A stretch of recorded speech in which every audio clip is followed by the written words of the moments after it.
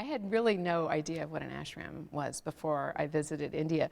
I mean, I had a sort of I guess I did have an idea. I thought that it was a place where you did yoga all day and received treatment, sort of like a holy spa. That was my idea. And it wasn't like that at all. In fact, the places where I stayed, the Ramakrishna Mission movement ashrams in Kolkata, that's Calcutta, and Vrindavan and also Varanasi, were these incredibly calm oases in the midst of very busy cities. There would always be a temple and a library and oftentimes a hospital or a school. And the people in those cities would just pour through the gates into each of these ashrams for daily prayer, for celebrations. There was always some sort of an amazing festival happening with loud music, and people would bring offerings of flowers and sweets to the temple, and the temple there were celebrations and ceremonies in the temple all day long, from 4 in the morning until late in the evening. And so it really turned out that, for me anyway, my experience of ashram life was a place of peace and study and celebration and joy that was open to everyone in the community, young and old, and cows, because they're holy.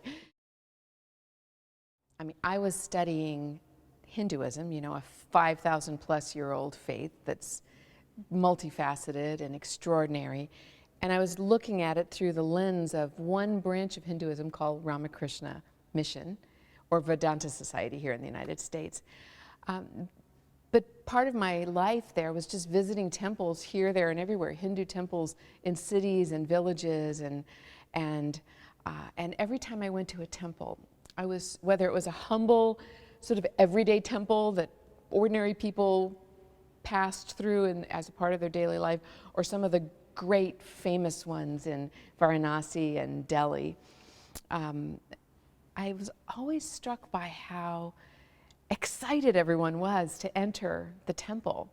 And sometimes there would be hours-long lines, everyone jostling to get in. It was like showing up at a Taylor Swift concert, all to enter a temple and see a beautiful statue of a god or goddess that looked the same the day before and would look the same the next day, but of course it didn't, because there were different garlands and different festivals and different reasons to be there, and these beautiful figures are so meaningful to people. They can't wait to catch a glimpse, and I was part of one line one day that was incredible. We waited over an hour, bare feet, in a city street, jostling for position, and it was such a good reminder to me of how people can live so joyfully in the midst of a vibrant, alive,